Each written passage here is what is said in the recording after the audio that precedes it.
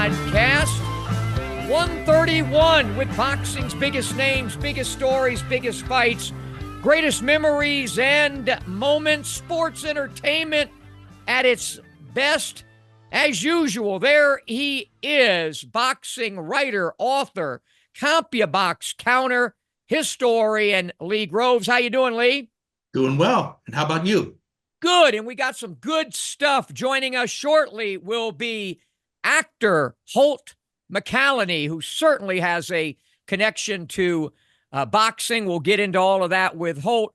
But before we do that, we've got to tie up some things. I know you have some reviews and some previews, so I'll let you take it away. Okay. Well, this past Saturday, DAZN streamed a card that featured a pair of exhibitions by Floyd Mayweather and Victor Ortiz, but there were two official fights that I think merit a mention. First, 18-year-old Kermel Moton raised his record to 5-0 with 4 knockouts with a 55-second knockout over Victor Vasquez. By the way, Vasquez was fighting for the first time in nearly 6 years. And second, WBC #1 super bantamweight contender Alan David Picasso remained undefeated with a comprehensive 12-round unanimous decision over former world title challenger Azat Hovhannisyan. The main story from this show, of course, was the second exhibition fight between Mayweather and John Gotti III, the grandson of the infamous mob boss. Their first meeting ended in a riot, something we've seen plenty of over the years. But during round 2, something I've never seen in 50 years of watching boxing occurred. Now, I'm not sure why it happened, but referee Hector Afu was replaced in the middle of a round, and it wasn't because of a medical emergency.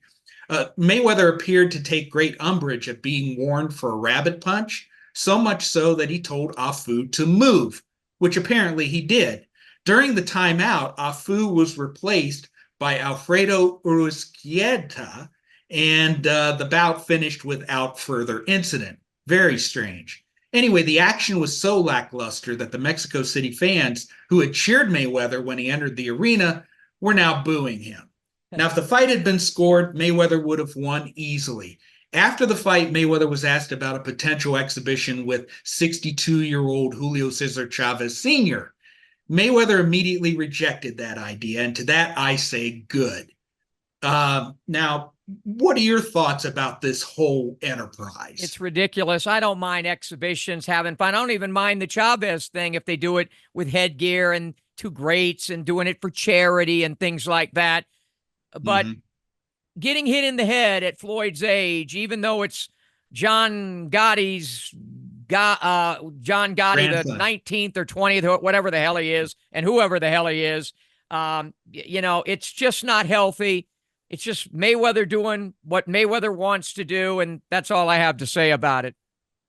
Okay, we'll move on. As for the previews, there will be 2 cards of note that will take place over the next few days. On Saturday, DAZN will stream a card that will feature a pair of #1 contenders. Diego Pacheco, who is the WBO's #1 guy at 168, will face 35-year-old Maciej Sulecki in a scheduled 12-rounder, while Eduardo Nunez, the IBF's #1 guy at lightweight, will meet 37-year-old Miguel Marriaga. Now, I had a chance to count several of Nunez's recent fights, and I'm very impressed by what I saw. He comes into the fight with a record of 27-1 with 27 knockouts, and the power is real. Marriaga has only been stopped once in his 15-year career, and that was by Lomachenko 7 years ago. I think Nunez will do the same here.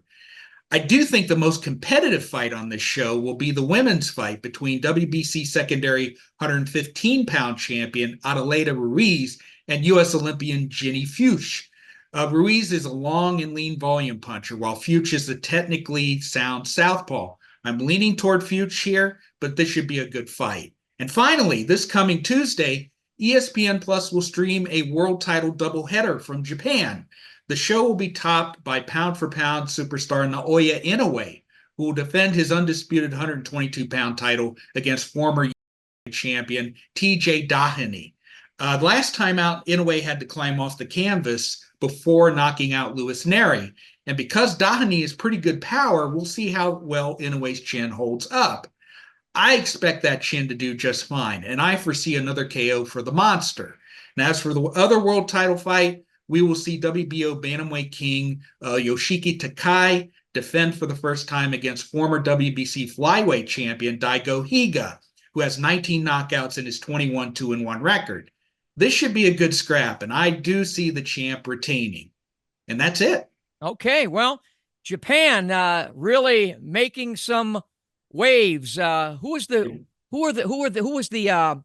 Japanese monster? Was it Mothra? That was that monster from Japan. They have the monster, of course, Inoue, and they had Mothra, but they're really making some news, and they always have. You're a historian, you know it, but great things really right now going on. We talk about Saudi Arabia, but Japan's doing its own thing, aren't they? Japan is doing its own thing. And if you thought that the weekend of October 12th was big because of Beterbiev and Bivol, well, on the 13th and 14th, Japan's going to be holding two separate world title cards in 2 days. And on those cards, there's going to be 7 world title fights. 7. Wow. And they're just doing an amazing job over there. They really are pumping out and producing some great fighters.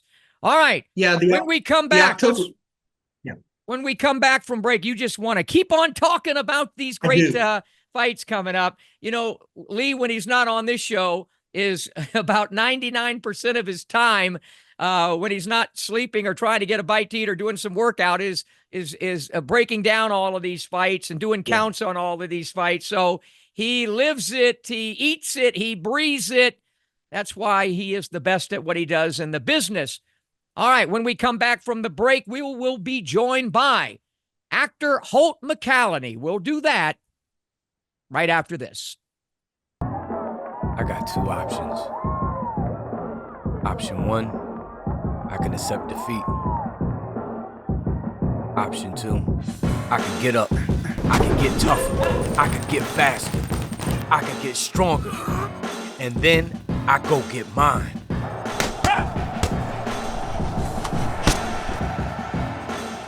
I made my choice. Have you made yours?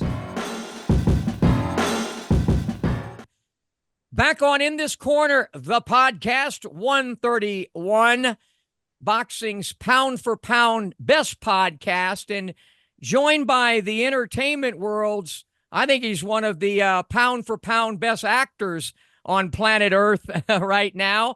And since he has a lot to do with boxing and has some boxing ties, I'll give it a little boxing-esque twist for it. Hailing from New York City, New York, standing 6'2", weighing in at a svelte 215 pounds, unless he's packing on the pounds to play Bill Tinch again in Mindhunter. He has a stellar record, 50 motion pictures, over 30 television shows, 2 video games. He's 1-0 as an amateur prize fighter, and he is Holt McCallany. How you doing, Holt? I'm great, Smitty. Nice to be with you. You know, let's talk a little bit about your start. I was reading a lot about you, and you know, it was kind of destined to be that you would be an actor. You certainly come from entertainment roots, don't you? I do. Yeah, my parents were Broadway actors. My mother was also a well-known nightclub singer in New York, Julie Wilson. And my father, Michael McCallany, was an actor who became a producer on Broadway and won the Tony Award in 1970 for the first Irish play. He was from Ireland. The first Irish play to win the Tony on Broadway was my father's a play called Borstal Boy by the great Irish playwright Brendan Behan, which is about an IRA soldier incarcerated in a British prison. It was during the Troubles, you know, all of that. But yeah, so I grew up in a theatrical family and decided very young to become an actor.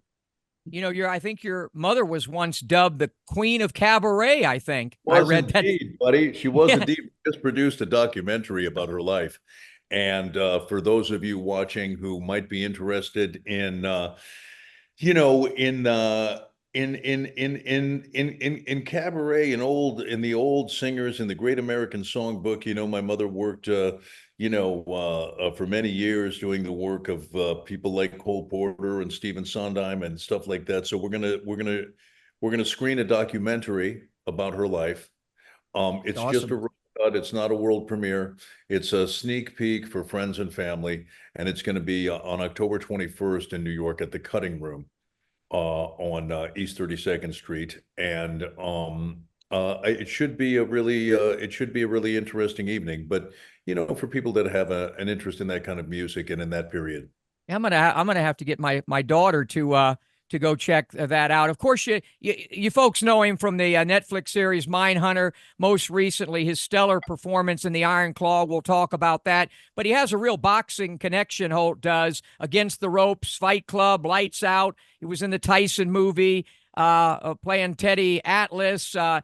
2019 International Boxing Hall of Fame Parade Grand Marshal, and again he did have an amateur bout. But let's go back to, because your childhood, reading about it's kind of fascinating. You bounced around. If you can, sort of give us the Reader's Digest version of your childhood and how you got into acting. Well, sure. Look, I was born in New York City. My father was Irish, as I mentioned. My mother was from Omaha, Nebraska. She had been, Miss Nebraska at one time, although she was eventually stripped of her title when the judges found out that she was 3 days too young, that she was actually 17, and she sounds like the they IBF took her- judges, ladies and gentlemen, but that's another story. So she came out to New York and worked in places like the Copacabana, the Latin Quarter. She became a singer. She worked on Broadway. She worked in films in Hollywood in the 50s, and a lot of work on Broadway in the 60s, 70s. But mostly, she's known as a nightclub singer. And then my dad, as I mentioned, he was an actor on Broadway, and then became a producer, and also produced a lot of shows in the West End of London. I started my career as an actor in New York. My first job was replacing Woody Harrelson as an understudy in the Broadway production of Biloxi Blues by Neil Simon, which starred Matthew Broderick, and which won the Tony Award that year for best play. And then I started working in films. Started spending more time on the West Coast. And I've been working kind of steadily. I mean, it's really been like close to 40 years now of professional acting. Holt, I've interviewed so many actors in recent times: De Niro and Stallone, Samuel L. Jackson, Mark Wahlberg, and some of them talk deeply about the different systems and styles, in acting, whether it be Stanislavski or Meisner or method. Did you come from any of that, or practice or work on any of those various techniques as you were coming up? Yeah, I think that it's funny, to use a boxing analogy. How a fighter like has to find out what his identity is in the ring. Yes. Mike Tyson has a very different identity in the ring than Floyd Mayweather. You know what I mean? They're both, great fighters, both world champions, both legends in the sport, but yet, different. They have a different approach. They have a different presence in the ring. They behave differently, and and I think that you as an actor, need to first and foremost find out what it is that makes you tick. Without getting too esoteric about it, I think it was like one of the great Greek philosophers that said, "Know thyself." Right. And that's like the most important thing. If you know, because what you have to, Orson Welles used to say, in each of us, there is a poet and a priest, an assassin and a revolutionary. You remove the things about yourself that don't correspond to the character that you want to play, and what you'll be left with is the character.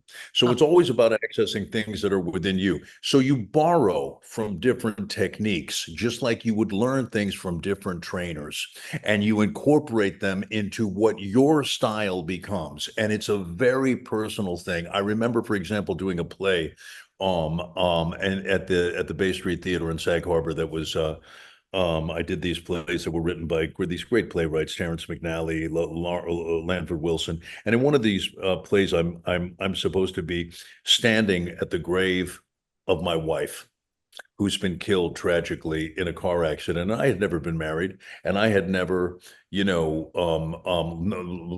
a wife and stuff. But I had lost a younger brother, and he died tragically at 26 years old, and he had been a Golden Gloves champion and a really strong kid and somebody that I really loved and really admired. And when I lost him so young, it was very painful, and I had to be the one to identify the body. I remember going into the morgue and seeing my brother stretched out. He was living in the Midwest, so it was 3 or 4 days before I got my mom, and we got in from New York, and and I identify, and I'll never forget that moment of sitting there with my brother's corpse. And when a body has been dead for several days, it becomes a little bloated, and the skin becomes jaundiced, and it almost looks like a mask of the person that you used to know. And I found that in that moment, in that play in Lanford Wilson, just to give you an example, I'm supposed to be playing a scene in which my wife has been tragically killed in a car accident, right? But the thing is that for me, if I just remembered that moment when I identified my brother's body at the morgue, and I was standing there and looking down at his face, a moment which even now I can remember so vividly. For the audience, that's the same moment. They don't know what you're thinking. They only know that they're experiencing something that looks authentic and feels real to them. So this is part of the method. That was something that Stanislavski and Lee Strasberg would teach at the studio. It's called substitution. So there's an instance of a case in which, yes, I am borrowing from that technique, from that school, but I'll also borrow things I like from other schools, and you put, everything together and you come up with what your style is. Do you know what I mean? And no, totally. And thanks for the boxing analogy. We're chatting with actor Holt McCallany as I flip it to Lee Groves. I don't know if this was the case for you, but the life of most actors, especially in the beginning, is filled with rejection and disappointment because of the audition process. During that time, how did you cope with that? And how were you able to find the resolve to continue pursuing the dream, even though there were rejections? Yeah, it's such a good question. It comes down to simple, things like you really have to, believe in yourself, and you have to believe that I remember my very first acting teacher was a guy named Harold Gustin. He's dead now, but he was a great teacher, and he taught people like James Gandolfini and Glenn Close and Kevin Kline, and everybody from Rachel Weisz and Daniel Craig. Everybody went through his studio at some point in time, and he was a brilliant teacher. And he used to say, "I'm going to tell you 2 things to my first day." He said, "I'm going to tell you 2 things. Number 1, talent will win in the end. It may take time. There may be a tremendous amount of rejection. There may be times when you're very close to big jobs that would be life-changing jobs for you, and then you don't get it." Yeah. But you have to believe that talent will win in the end. And here's the other thing I'm going to tell you, and if you can remember these 2 things, it'll be enough of a lesson for one day. Don't worry about being in with the in crowd. Just the fact that you do what you do, if you do it well, that puts you in. So it's not about, showing up at the right parties or being on the red carpet and getting your picture taken, by some photographers. It's about doing the work that's gonna separate, your audition from the rest of the pack.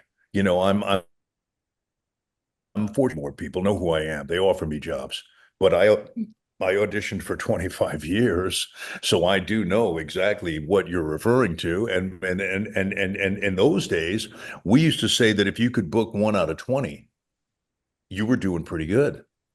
5%. If you can, wow. if one for every 20 auditions that you went on, then you could have a career. And so you see, that's the other 19 times you weren't the guy. who got the job. So it's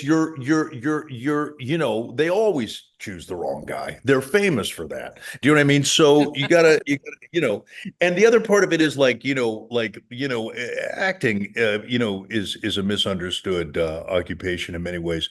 Olivia used to say that acting is 90% preparation and 10% inspiration. Mm-hmm. Just like Ali used to say, I win my fights back in training camp. When it's 5 a.m. and I'm doing road work that nobody sees, when I'm sparring countless rounds, you know what I mean, with guys to get ready and all the stuff that I'm doing to get, that's the hard part. Yeah. By the time I get to dance under the lights, do you know what I mean? Now I get to have fun and the drudgery was everything that nobody sees. Do you see what I'm trying to say? It's the same for an actor. People think that when we're not rolling, we're not working. No, you're constantly working. You got to, different characters, you got to, I do the Iron Claw. I got to learn how to wrestle. The guy's from Texas. I got to learn how to speak with a Texas accent. Who did he fight? When did he fight? What were the big moments in his career? What was his relationship with all of his sons? Did he have a different relationship with different sons? What kind of man was he really? What are the things about him that I have in common with him? What is my bridge to get from me to Fritz von Erich? What are the things about him that I can recognize and say, yeah. And you know what, Lee? Lee, you're a big wrestling guy, and you and Tom Triber, the extraordinary ring. Tom's watched the movie 4 times. You said to me 2 days ago that tell Holt what you said about his performance. Well, one of the real challenges is of portraying a real person is you got to get their mannerisms right. What you just explained there. And as I watched the movie, I believe, I knew about the Fritz von Erich story, the whole history of the von Erichs and how Fritz was and all that. And as I watched you perform, I saw you as Fritz von Erich. You made that believable to me. And in that respect, you did your job very well. I appreciate that. I'm so grateful observation because that's a point. The best way to do it when you get to do it is if you can hang around the guy. Fritz unfortunately died in 1997. So, I didn't. And then there was all this stuff going on. I wanted to meet Kevin, but you know what I mean? The studio was preventing me. I since got to meet Kevin and we have a friendship, and stuff. But Fritz, of course, I could never meet, I could never talk to. I remember many years ago, more than 30 years ago, they asked me to do a movie for HBO about Mike Tyson. And they said, would you play, I can't believe that I'm Customato? No, Kevin Rooney. Kevin Rooney. They asked me if I play Kevin Rooney. And I said, I don't feel like nothing against Rooney. You know what I mean? I never had anything against Kevin. I didn't know him. I knew his son a bit. You know what I mean? Nice guy. You know what I mean? But I didn't know Kevin. But I said, no, I didn't. I said, the role I could play is Teddy Atlas. Yeah, I had just seen him, as a trainer in the corner and kind of followed his career a bit, like as I was a fan, and they said, well, that's only going to be one scene. I said, that's okay for one scene. I'm a young guy. I'm trying to get, you know what I mean? Get credits and, get more scenes for my reel. And, and then I went and I met Teddy and I said, I'm going to play you in this film. And, and he at the time was training Michael Moore, who to beat Evander Holyfield, right, and become the first left-handed fighter ever to win the heavyweight title. And he also had a guy at that time that we all will remember, of course, very fondly, named Shannon Briggs, who used to call himself future champ. And but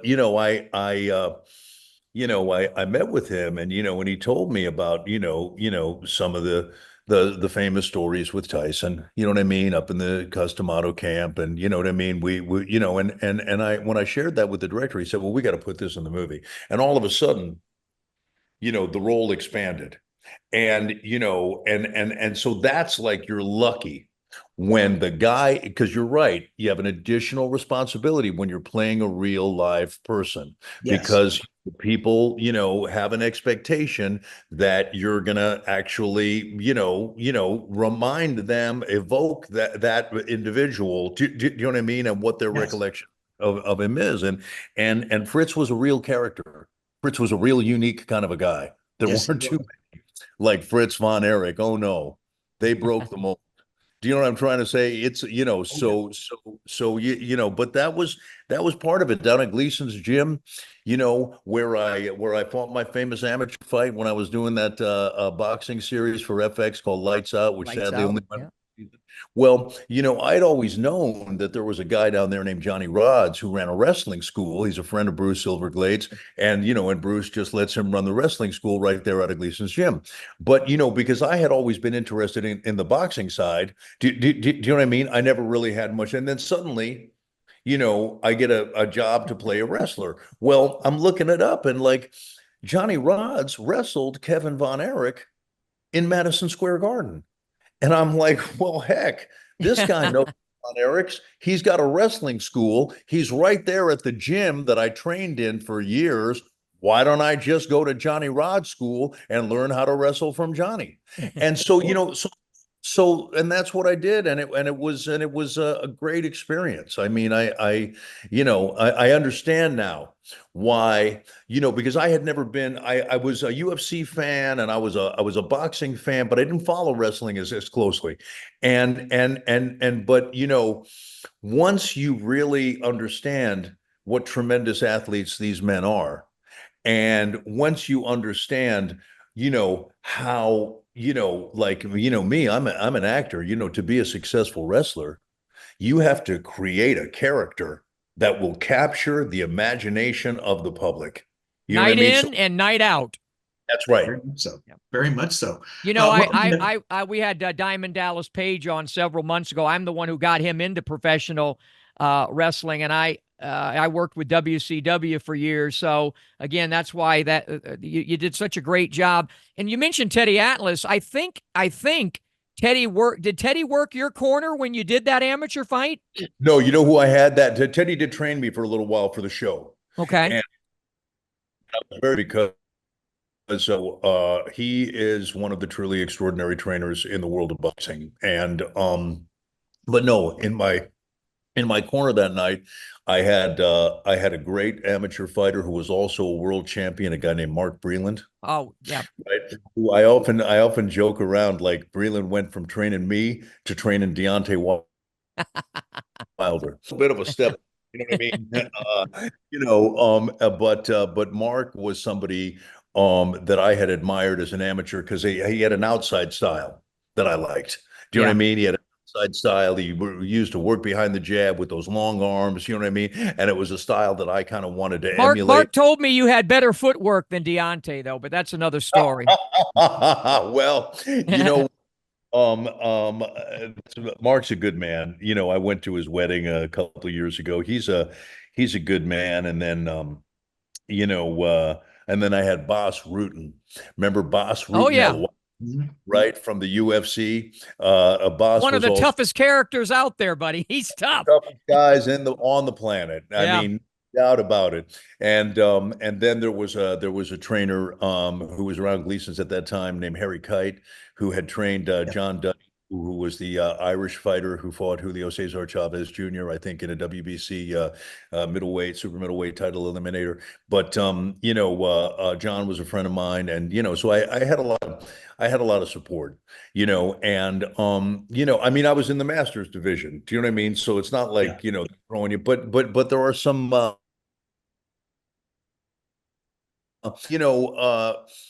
just because a guy's 35 years old, doesn't mean he can't fight. And, and the guy that I got in with was a German heavyweight who had some skills, but, I had been sparring with much younger in the lead up to the fight. And so, and you never know really how hard a guy hits until you get in there with him. Do you know? And it varies wildly. I know. And I know. So I got in and I was like, okay, well, you know what? I've been sparring guys that hit harder than this guy. And also, he was content to move backwards. And I was always, much more comfortable moving forward.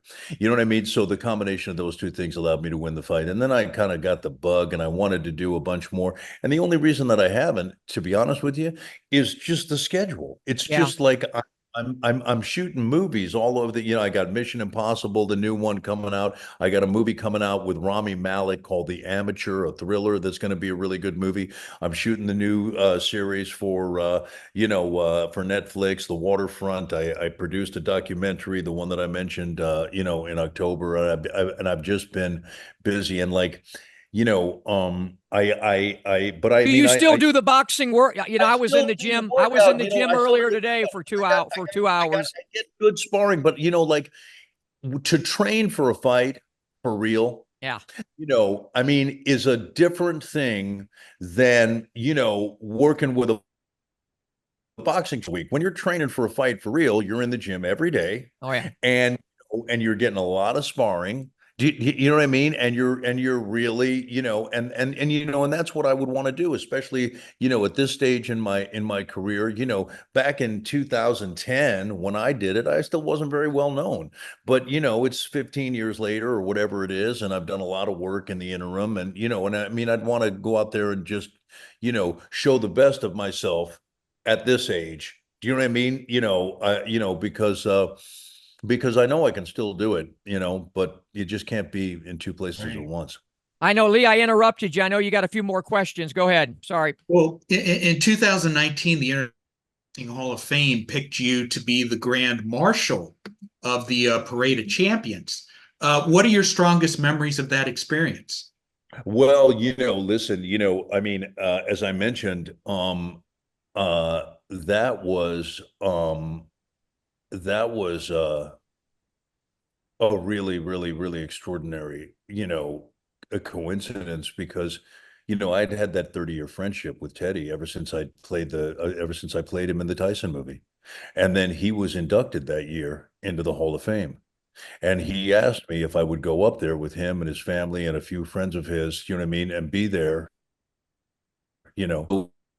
I knew it was important to him, and I'd known the man for decades. And then I got a call from a lady named Jill Diamond, who works over with WBC Cares, and she said, "Would you consider being the Grand Marshal at the parade for the International Boxing Hall of Fame?" I said, "Well, I'm going to be there anyway, so why the heck not?" And I got to say that you know it's hard to find a nicer group of fans anywhere in the world. And, I've been to a lot of different kinds of conventions and openings and stuff like that. But those boxing fans, those people that, they're just the friendliest and the most loyal. And I just think that organization and that event just deserves all of our support. People that are fortunate enough to make charitable contributions. Think about making a little bit of a contribution to the International Boxing Hall of Fame because they really do preserve some just extraordinary, memorabilia and the things that they do to kind of celebrate guys, you know what I mean, that deserve it, Yeah. that paid for it in blood and tissue. Do you know what I mean? Oh yeah. To give the fans what they came to see. I mean, I loved it. I Yeah. love I loved being up there and yeah, and Yeah, I'll do it again one day. we loved having you. The fans love you. I call fighters the most common and uncommon of all athletes. I only fought professionally for a few years, but I've been lucky enough through my television show to get in the ring with 65 world champions and just being around. What is it about Wow. prize fighters to you? What is it? What do they embody that you feel separates them from all other gladiators, warriors, ball players? What separates prize fighters, Holt? Well, it's a great, I mean, um, People often say, that boxing is a metaphor for life, that, you've got to overcome adversity.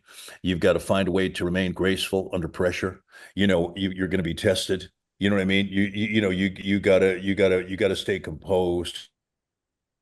You know what I mean? You gotta keep your wits about you, and behave like a pro, and behave like a fighter. And so, I just always had, tremendous admiration for the guys that had the courage to do it.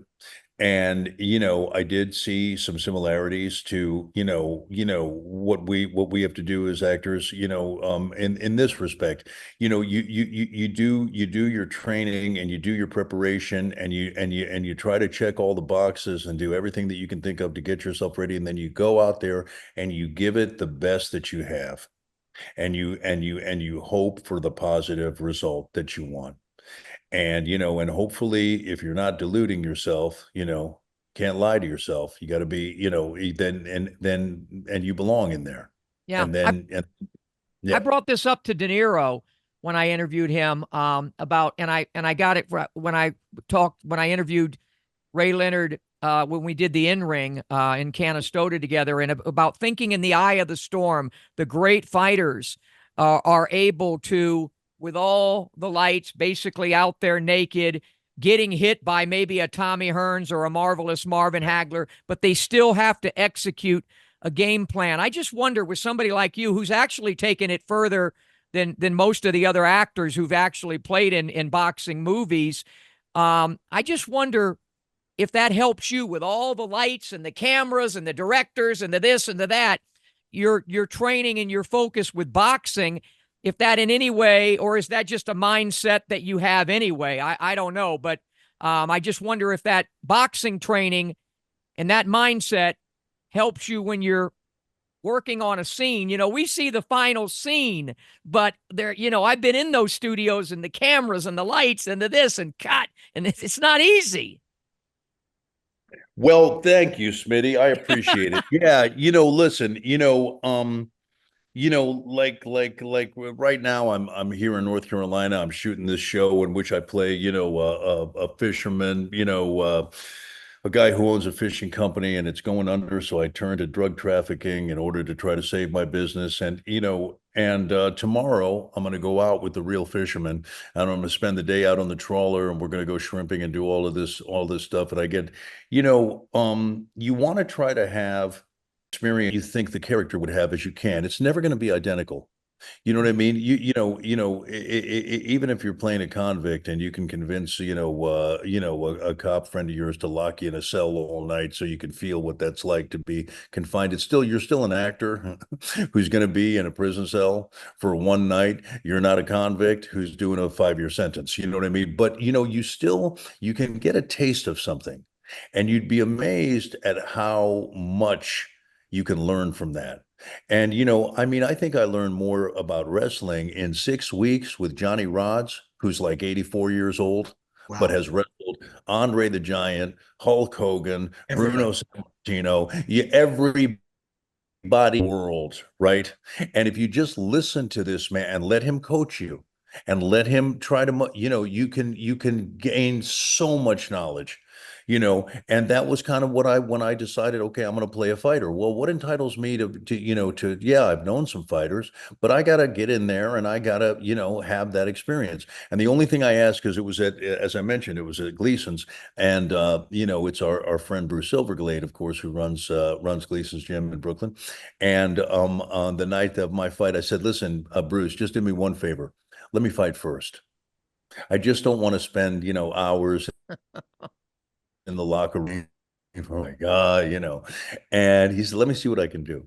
And then he put me dead last out of 19 fights. And I said, Bruce, I has to go first. You put me last. I said, how can I be the main event? It's my first fight. I'm not the main event. Let somebody else be the main event. Anyway, but you won the decision, though. You got the decision. I did. I got the decision. But even that, it's like, those emotions that you feel, right? Doug, how Customato used to talk about fear, right? And about not letting your imagination, get away with you. Do you know what I'm trying to say? Oh, yeah. It's like, yeah, you're nervous and you got those butterflies, but you have to remember that you have those for a reason. And that didn't have that, then there'd be something wrong with you because you'd be missing something that everybody else has. Do you know what I mean? And you have to be able to say, okay, that nervous feeling, that's going to be a friend to me. That's going to help me make sure that I do everything right. It's going to keep me sharp. It's going to keep me focused. It's going to keep me, doing what I trained to do. That's what I'm going to do. It's just like another, you know what I mean? Yeah, it's not, it's what's different between this and a sparring site. There's a lot of people here. Okay, but it's still a boxing match, so it's just like, the things that you learn that you're right, Smitty, you do carry into other areas of your life. Lee, you got a final question for Holt? Yeah. Do you still watch boxing? And if you do, who are your favorites? Well, it's hard not to like Alexander Usyk at the moment. You know what I mean? It really is hard, not to like this guy. I'm trying to think of guys, that I think are really exciting. Dimitri Bivol, you know what I mean, is a guy that I enjoy watching. Holt likes the cerebral guys, Lee. He likes those Not cerebral surprising. boxers. Yeah, my favorite fighter of all time, Gene Tunney. Wow. Oh, yeah. Wow. Yep. And what did you like so much? I had the pleasure of having dinner with Gene, before. What did you like so much about Gene? Well, I mean, it was what you just said. I thought he was the thinking man's heavyweight champion. Yeah.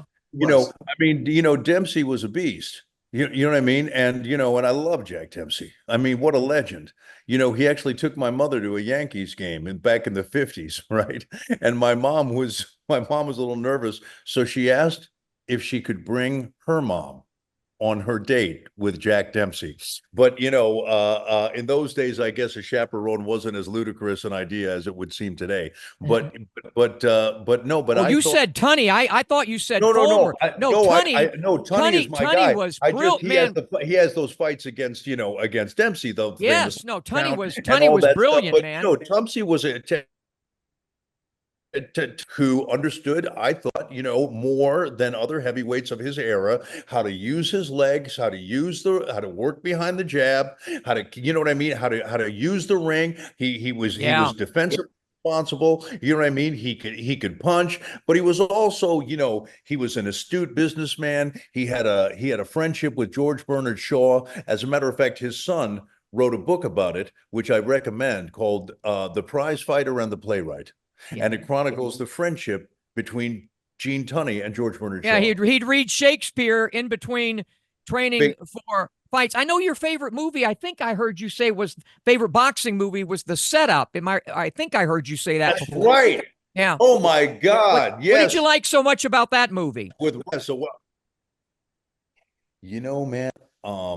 I thought, and look, I mean, there are some great boxing films, and sometimes these conversations become very subjective when you talk about, was Ali the greatest fighter, or was it Sugar Ray Robinson? Well, Joe Louis had more title defenses, but Rocky Marciano retired undefeated. You know what I mean? You can go around in circles. Sure. Do you know what I mean? For years and years about what the best, but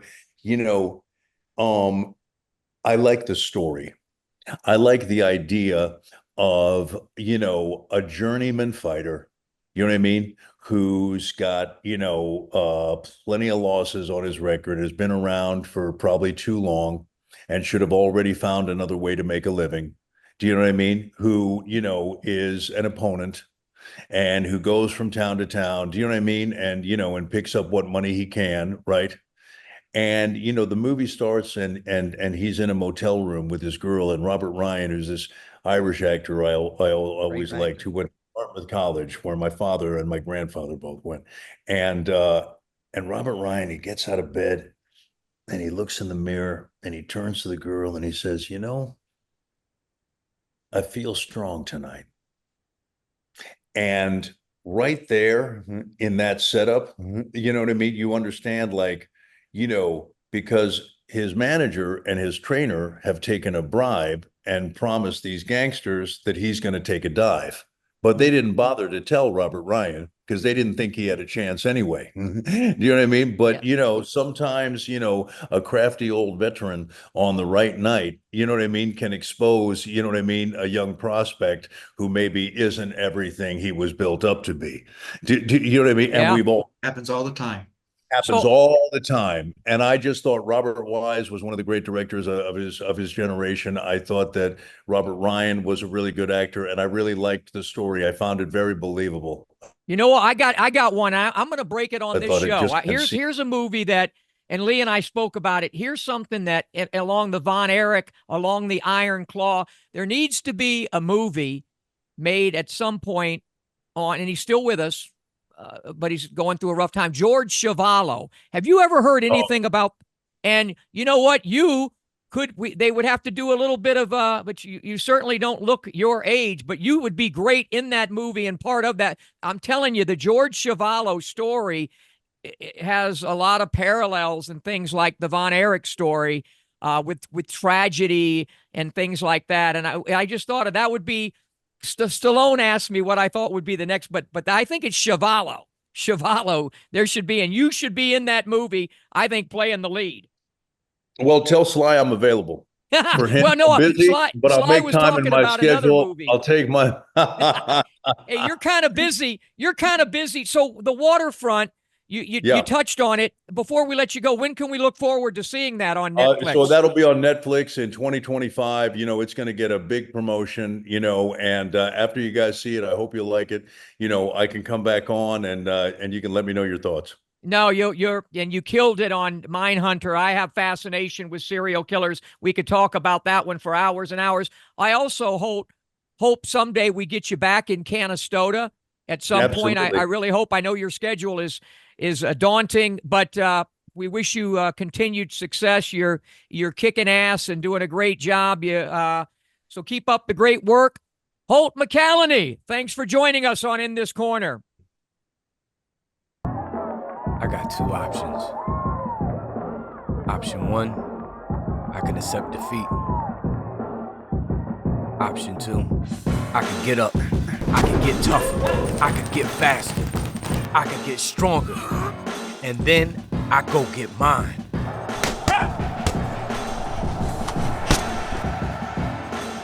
I made my choice. Have you made yours? Back, final segment in this corner of the podcast, 131. Good stuff there with Holt McCallany. Can't wait to see the Waterfront. I so enjoyed Mindhunter because you know me, Lee. I'm into serial killers, baby. And on that note, I will toss to you. I know you got some tidbits and some news and some things you want to discuss before we get out of here. Yeah, since our last show a couple of weeks ago, Shakur Stevenson was the subject of two stories. First, his next fight has been locked in. On the October 12th card in Saudi Arabia, topped by Beterbiev and Bivol, Shakur Stevenson will defend his WBC lightweight title against Joe Cordina, who was last seen losing his IBF title at 130 to Anthony Cacace. And second, it was announced that Stevenson signed a 2-fight deal with Matchroom Boxing. Should Stevenson defeat Cordina, as expected, his next opponent will be against mandatory challenger William Zepeda, a fight that I think will determine whether Stevenson is a generational talent or not. Smitty, how would you assess Stevenson's status as a fighter, outside the ring, social media? He certainly has all the physical attributes. But I don't know if that physical attributes measure up, and combine with the mental side of him. Mm-hmm. Because to me, great fighters, there has to be that connection of physical and mental and physical, and it's got to almost like some of the stuff we spoke to Holt about. Right. And I don't see it with him as yet. He just seems to not exactly have a real identity in the ring. You know, is he a pure-esque boxer, or is he a guy that, you know, is capable of being a boxer puncher? It doesn't seem that way. Is he willing to take risk, you know, to be a fighter that we want and the public want to see? And, you know, and even along the lines of being a great fighter that doesn't punch much like a Mayweather, I don't see that kind of greatness in him yet. We see at times, we see, I guess, flashes of it, right? We seem to have seen those flashes a few years ago more than we're seeing now. So you said it. Until he really steps up, I'm not sold on him. And if my blink, which I used to talk about a lot, and I haven't mentioned it my blink says no. He's not going to be, certainly not an all-time great. Will he be a today great? I guess by some standards, people are already calling him that. I guess we'll just have to wait and see if that big fight that you spoke of really comes to fruition.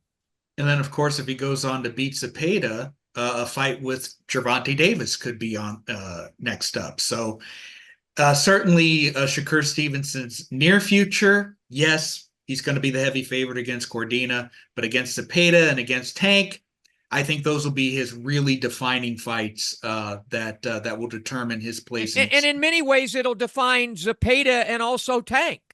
Very much so. Because I'm not sold on either one of them. I mean, I love Tank, certain things about him, but, you know, he could disrupt and go up in smoke. He's almost done that before with outside the ring stuff. So, yeah, that's a lot of good stuff to look forward to. I just hope we get those fights sooner than later. Very, very much so. And moving on to our final story, say what you want about Saudi Arabia's involvement in boxing, but it appears to have rekindled the trend of staging shows that are stacked from top to bottom. And the proof, we made sort of mention of it in the first segment, Japan. is on October 13th and 14th, Japan will have no less than 7 world title fights on the docket. Yeah. The October 13th card will see 4 championship fights, while the October 14th show will be a quadruple header that will feature 3 title fights. Japan's biggest stars will be featured on these shows, and they include Kenshiro Teraji, who was a unified champion at 108. He's fighting for the vacant WBC title at 112. Junto Nakatani, who's already a 3-division world champion, and Kosei Tanaka, who is a 4-division world champion. Smitty, you know, boxing has a lot of problems, and we're not shy about addressing them. But it does appear that the final quarter of 2024 will be very busy between these cards, the Canelo Berlanga card, the Anthony Joshua Daniel Dubois show next month, Regis's fight against Jack Catterall in October, Taylor Serrano 2 in November, and Usyk Fury 2 in December. Well, it's the way it should be, Lee. It's not anything special. It's the way it should be. Right. But it's not the way it's been in recent years. So I think between what we mentioned in Japan with what's going on with just so many great, you know, fighters over there, I was able to go over there a few years ago and do the Kazuto Ioka fight. Yeah. You know, and then you mentioned those other great fighters coming out of Japan, men and women. Boxing's a hotbed over there. And then speaking of hot, Saudi Arabia with the Turk, and that's another whole show again, because there's certain things going on with the Turk that I love, right, and there's certain things going on with him. I don't think he likes the word no, you know, or not now, because he seems to have wanted to have nothing to do now with Canelo, and something. He's got a problem with Tim Tszyu, and he's got, I think, a problem with BoxRec, and I think he's got a problem with Lee Groves. No, he doesn't have a problem with you yet. You haven't turned him. You haven't turned him down, but he hasn't offered you any damn thing yet. But no. I don't know, Lee. He's pouring a lot of money into it. They're pouring a lot of money into it.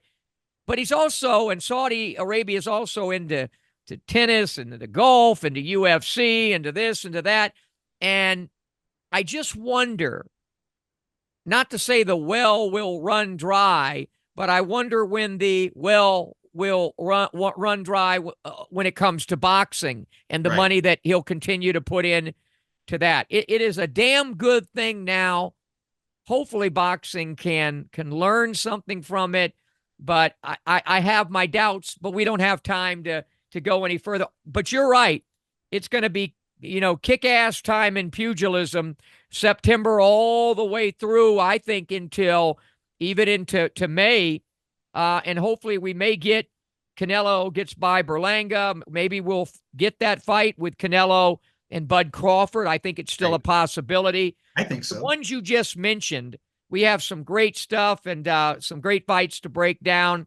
And I do want to mention, though, we're going to shake it up a little bit on this program. We did a little bit today with Holt McCallany, but I want to pay tribute to something that is very special to me. You happen to know a lot about this particular team as well. I'm talking about the 1972 Miami Dolphins, the perfect Miami Dolphins. I've been reaching out to some of the players that are still with us, and I'm going to try to I don't want to give a definitive because of everybody's schedule, but I'd like to, perhaps once every month or every 6 weeks, try to have one of those guys on, a Paul Warfield, a Mercury Morris, a Larry Zonka, a Dick Anderson, Larry Little, some of those guys on, just because I think what they did was so damn special. Yeah. Football season's coming up, and it does so, again, just to shake it up a little bit, and football season's going to be going on, so I'm going to work that in, and fortunately, I'm lucky enough that so much about that team even before you and I met, so that'll help that you can help with that, and so we're looking forward to that. We do want to thank Holt McCallany for joining us. If you haven't seen Mindhunter, ladies and gentlemen, try to watch that fantastic series where he played Bill Tench and all about the FBI and serial killers based on so many true stories. And now the Waterfront, I'm thinking it's going to be a little bit along the lines of Ozark. So that's coming up, something to look forward to. And of course, I have Megan, my daughter, Megan Kimberly Smith. You can check out her you can Google my daughter. She's an actress, and she's all excited about these projects coming up with Holt. So we want to thank Holt for joining us, Holt McCallany, for joining us on the show. Great job as always, Lee. We went into some different time slots here for us today to make this interview come to fruition, but we pulled it off. And I don't even know what we have planned next week. So I don't know what to promote next week because I just know that in a couple of weeks, we'll be breaking down Canelo and Berlanga. That's right. I don't think that's next week. I don't have the calendar. I think that's the following. September 14th. Yep. So I look forward to that. We'll get Tommy Yankello on the show and get Regis Prograis back on. Regis has a fight coming up as well. So I'm about out of breath. You're already tired of hearing me talk. So long, everybody.